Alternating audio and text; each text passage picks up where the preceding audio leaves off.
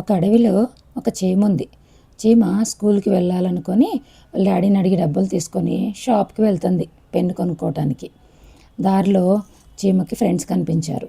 ఫ్రెండ్స్తో చెప్పింది, నేను స్కూల్కి వెళ్ళాలనుకుంటున్నాను అనేసి. ఫ్రెండ్స్ అవునా అని ఆశ్చర్యపోయారు. అప్పుడు ఇంకా దూరం వెళ్తూ ఉంది. షాప్కి వెళ్ళి కొనుక్కోవాలి కదా. వెళ్తా ఉన్నప్పుడు ఫ్రెండ్స్ అందరూ ఆశ్చర్యపోయారు, నవ్వారు. స్కూల్కి వెళ్తుందంట ఆడుకోకుండా అన్నారు. కానీ చీమ చాలా పట్టుదలగా షాప్కి వెళ్ళి పెన్ కొనుక్కోవాలనుకుంది. షాప్లో పెన్ కొనుక్కొని షాప్ ఓనర్ని పెన్ ఎంత అంటే 4 రూపీస్ అన్నారు. 4 రూపీస్ అంటే చీమ దగ్గర వాళ్ళ డాడీ ఇచ్చిన 5 రూపీస్ ఉన్నాయి. 5 రూపీస్ ఉన్నాయి నా దగ్గర అనిస్తే shop owner money chest open చేసి పెన్నేమో 4 రూపీస్, చీమేమో 5 రూపీస్ ఇచ్చింది. సో 5 మైనస్ 4 ఎంత అవుతుంది? 1 రూపీ అవుతుంది. So shop owner 1 rupee change ఇవ్వాలి కదా. సో మనీ చెస్ట్ ఓపెన్ చేసి 5 రూపీస్ తీసుకొని 1 రూపీ చేంజ్ ఇచ్చేశాడు. చీమ 1 రూపీ తీసుకొని ఇంటికి వచ్చేసింది.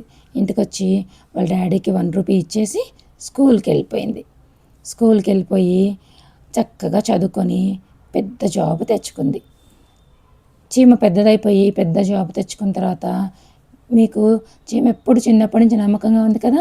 ఎంత పెద్ద జాబ్ వచ్చిందో తెలుసా? పెద్ద కింగ్ ప్యాలెస్లో జాబ్ వచ్చింది. కింగ్ ప్యాలెస్లో బోల్డ్ డబ్బులు ఉంటాయి కదా. సో చీమని నమ్మకంగా ఉంటుంది, చీమ బాగా హ్యాండిల్ చేస్తుంది డబ్బులు అనేసి కింగ్ ఏం చేశాడు తెలుసా? బోలెడు మనీ ఇచ్చేశాడు. చూడండి ఎంత మనీ ఇచ్చాడు. ఇంత మనీ హ్యాండిల్ చేస్తుంది చీమ ఇప్పుడు. సో అంత చక్కగా నమ్మకంగా ఉన్నప్పుడు చిన్నప్పటి నుంచి చీమకి ఎంత పెద్ద జాబ్ వచ్చింది? ఇంత పెద్ద జాబు, ఇంత ఎక్కువ మనీ వచ్చేసాయి. చూడండి ఇంకెన్ని ఉన్నాయో.